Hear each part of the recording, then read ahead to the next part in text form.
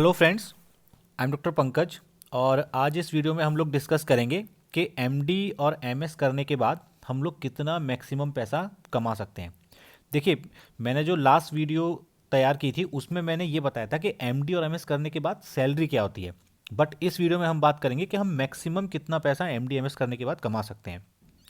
तो देखिए, वीडियो शुरू करने से पहले मेरी आपसे रिक्वेस्ट है कि अगर आपको हमारा वीडियो अच्छा लगता है तो इसे प्लीज़ लाइक कीजिए, शेयर कीजिए, ठीक है। और आप हमारे चैनल पे जाइए, वहाँ पे डिफरेंट डिफरेंट प्ले लिस्ट हैं, जहाँ पे कि एक मेडिकल कोर्स करके एक प्ले लिस्ट है। अगर आप उसको देखेंगे तो आपके काफ़ी सारे डाउट एमबीबीएस को लेके और एमडीएमएस को लेके क्लियर हो जाएंगे। इसके अलावा हमारा एक फेसबुक ग्रुप है नीट यूजी गुरु के नाम से, जिसे आप लोग ज्वाइन कर सकते हैं for latest information in MCQs. तो चलिए स्टार्ट करते हैं। देखिए, एम डी एम एस करने के बाद हम लोगों ने जैसे कि लास्ट वीडियो में भी डिस्कस किया था कि पहले हर कोई 3 साल की एस आर शिप करता है, ठीक है। एस आर शिप जो होती है बेसिकली मैक्सिमम 3 साल के लिए होती है, जो एम डी एम एस के बाद इंसान करता है। कुछ लोग बोलते हैं कि सर एस आर शिप की आवश्यकता क्या है। तो देखो, एम डी एम एस जो है, जो कोर्स है वो 3 साल का है। ये जो 3 साल होते हैं ना, ये सारा काम सीखने के लिए थोड़े कम पड़ जाते हैं। इवन इंसान को एम डी और एम एस करने के बाद लगभग 3 से 5 साल का समय और चाहिए उसको पूरा हर चीज़ अच्छे से सीखने के लिए। तो इसलिए एसआरशिप तो हर इंसान ज्वाइन करता ही है। और देखिए, जैसा कि हमने लास्ट वीडियो में डिस्कस किया था कि अगर आप एम डी एम एस करने के बाद एसआरशिप करते हैं तो वहाँ जो आपकी जो सैलरी रहती है वो लगभग जो आप पैसा कमाते हैं 1.5 लाख पर मंथ से लेके 3 लाख पर मंथ के आसपास होता है, ठीक है। अक्सर इससे ज़्यादा पैसा लोग नहीं कमा पाते एसआरशिप में। बट कुछ एसआर होते हैं जो कि बहुत ज़्यादा पैसा कमाते हैं। अब भाई ये डिपेंड किस चीज़ पे करता है। हर एसआर बहुत ज़्यादा पैसा नहीं कमा सकता है एसआरशिप में। तो वो डिपेंड करता है ब्रांच के ऊपर, प्लेस के ऊपर और कुछ और भी फैक्टर्स हैं। तो एक एक करके हम इसको डिस्कस कर लेते हैं। सबसे पहले ब्रांच, ठीक है। देखो, एक ब्रांच होती है मेडिकल साइंस में जिसको हम लोग बोलते हैं एमडी रेडियोलॉजी, ठीक है। तो ये जो एमडी रेडियोलॉजी होती है ना, जो इंसान एमडी रेडियोलॉजी करता है ना, वो ज़्यादा पैसा कमा लेता है शुरू में ही। जैसे कि मैं एग्जांपल देता हूँ, मेरे बहुत सारे दोस्त हैं। मेरा एक दोस्त है, वो यूपी में काम करता है। उसने हैदराबाद से अपना रेडियोलॉजी किया था। तो यूपी में जहाँ वो काम करता है उसको 3.5 से 4 लाख पर मंथ के आसपास उसको पैसा मिल जाता है। पर वो एक प्राइवेट हॉस्पिटल में काम करता है, ये बात आप ध्यान दीजिए। गवर्नमेंट इतना पैसा नहीं देती स्टार्टिंग में, ठीक है।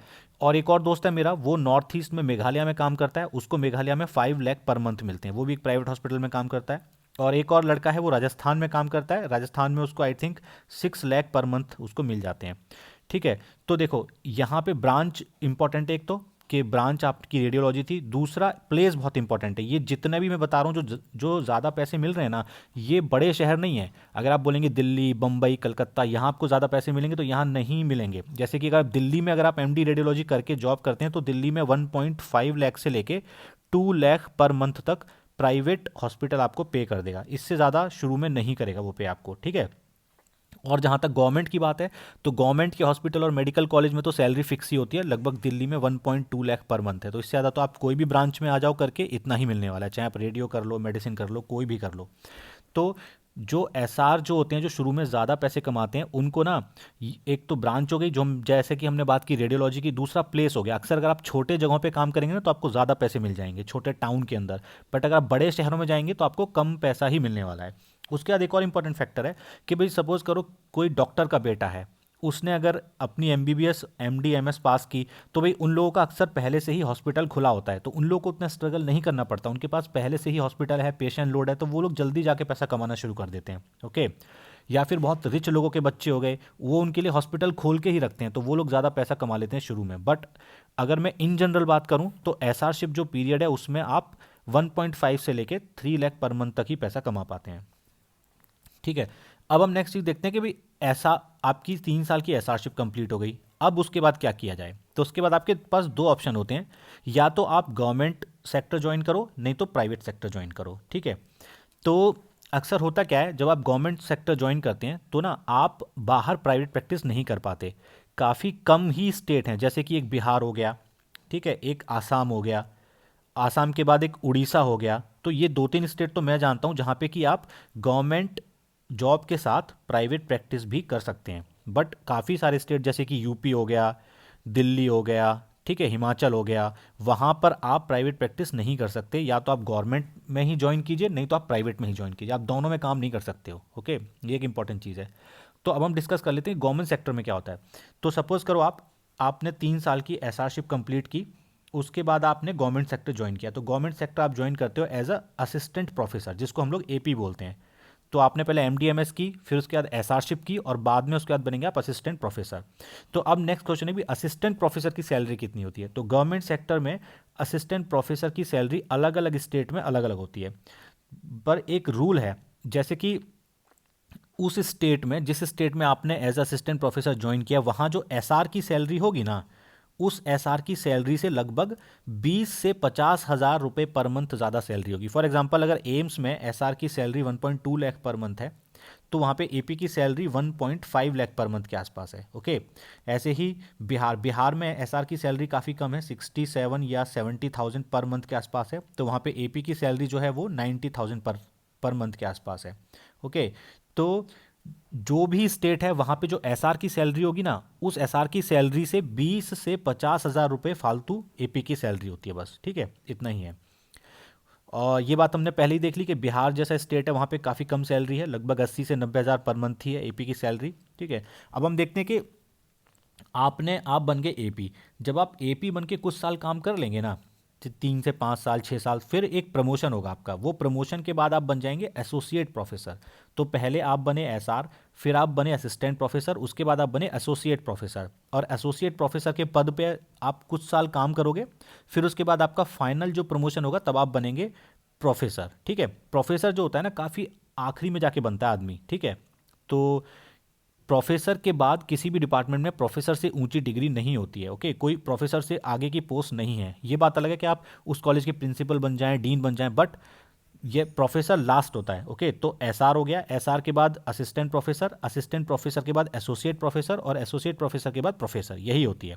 तो नेक्स्ट क्वेश्चन आता है भी कि प्रोफेसर की मैक्सिमम सैलरी कितनी होती है गवर्नमेंट सेक्टर में। तो देखिए, कोई भी मेडिकल कॉलेज हो इंडिया का, जो प्रोफेसर होता है या असिस्टेंट एसोसिएट प्रोफेसर, उन लोग की सैलरी 2.5 लाख से 3 लाख पर मंथ के आसपास तक होती है गवर्नमेंट मेडिकल कॉलेज में। इससे ज़्यादा सैलरी शायद ही कहीं मिलती हो सकता है 3.5 लाख हो, बस, उससे ज़्यादा तो नहीं मिलेगी। सरकारी अस्पताल या सरकारी मेडिकल कॉलेज में प्रोफेसर की जो सैलरी होती है वो 2.5 टू 3 लाख पर मंथ के आसपास ही होती है। अब हम डिस्कस कर लेते हैं प्राइवेट कॉलेज।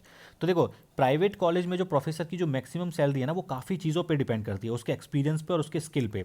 फॉर एग्जांपल, आपने कहीं से एमबीबीएस किया, एमडी किया, आपने एसआरशिप की, आप कहीं पे गवर्नमेंट मेडिकल कॉलेज में काम भी अच्छे से सीख गए। ठीक है, आप वहाँ एपी बन गए, अब आपको इतना अच्छा काम आता है कि उस इलाके में आपका नाम हो गया, तो वहाँ जो प्राइवेट मेडिकल कॉलेज होगा ना, वो आपको खुद ही कॉल करेगा कि सर आप हमारे यहाँ पे ज्वाइन कर लो, हम आपको 4 लाख सैलरी भी देंगे, और जो आप ऑपरेशन करोगे उसमें से भी हम आपको 30 to 40% कट दे देंगे। ठीक है, तो कमीशन वगैरह और इंसेंटिव मिला के ना, जो प्राइवेट कॉलेज होते हैं उनमें उनकी सैलरी 2.5 से 5 लाख पर मंथ तक हो जाती है। ओके, और अदर इंसेंटिव मिला के मैं कुछ ऐसे प्रोफेसर्स को भी जानता हूँ जो 10 लाख पर मंथ भी कमा रहे हैं प्राइवेट मेडिकल कॉलेज में। तो प्राइवेट मेडिकल कॉलेज में जो सैलरी है या जो पैसा कमाते हैं वो डिपेंड करता है आप कितने फेमस डॉक्टर हैं, आपको काम कितना अच्छा आता है, आपकी स्किल क्या है, इस चीज़ के ऊपर।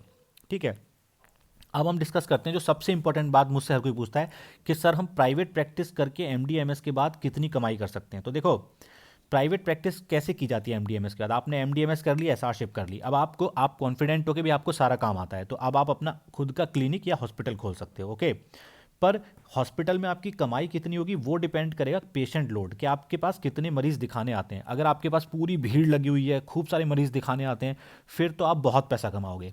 इवन मैं ऐसे ऐसे डॉक्टर्स को जानता हूँ जो 10 lakh per month, 15 lakh per month, 20 lakh per month, even 50 lakh per month कमाते हैं। ऐसे भी डॉक्टर्स को मैं जानता हूँ, और एक डॉक्टर को तो मैं ऐसा जानता हूँ जो 1 करोड़ पर मंथ के आसपास पैसे कमाते हैं। ओके, पर देखिए, प्राइवेट प्राइवेट प्रैक्टिस में ना पैसा इतनी जल्दी नहीं आता, क्योंकि आपको फेमस होने में थोड़ा टाइम लगता है। इवन मैंने काफ़ी सारे डॉक्टर से बात की है जो 50 लाख पर मंथ कमाते हैं, 1 करोड़ कमाते हैं। तो जब मैं पूछता हूँ कि सर कभी आपने सोचा था कि आप इतना पैसा कमा पाओगे, तो सबका एक ही आंसर होता है कि हमने कभी नहीं सोचा था हम इतना पैसा कमा पाएंगे। हमारी प्रैक्टिस चलती गई, हम अच्छा काम करते गए, और उसके बाद कब पैसा आने लगा हमको पता ही नहीं लगा। और देखिए, मैं इस फील्ड में लगभग 14 साल से हूँ, और मेरा भी एक्सपीरियंस ये है कि जब आप मेडिकल साइंस में आ जाते हो ना, पैसा दिमाग में उतनी जल्दी भी नहीं आता। पहले इंसान अच्छा डॉक्टर बनना चाहता है, अच्छा काम सीखना चाहता है, पैसा वो बाद में सोचता है। तो एक बात यहाँ पे पक्की है कि अगर आप एम डी एम एस कर लेंगे तो उसके बाद 3 से 5 लाख रुपए पर मंथ तो आप किसी भी कीमत पे कमा ही लेंगे। ठीक है, मतलब एम डी एम एस के बाद मिनिमम जो है ना वो फिक्स है। आप 3 से 5 लाख से कम नहीं कमाएंगे, पर मैक्सिमम जो है ना, मैक्सिमम की कोई भी लिमिट नहीं है। वो आपके स्किल के ऊपर है। आप अगर अच्छे डॉक्टर हैं, आपका काम अच्छा है, आपकी गुडविल अच्छी है, तो आप 10 लाख, 20 लाख, 30 लाख, 40 लाख, 50 लाख, कितने भी पैसे कमा सकते हैं। वो डिपेंड करता है कि आपका काम कैसा है, ठीक है।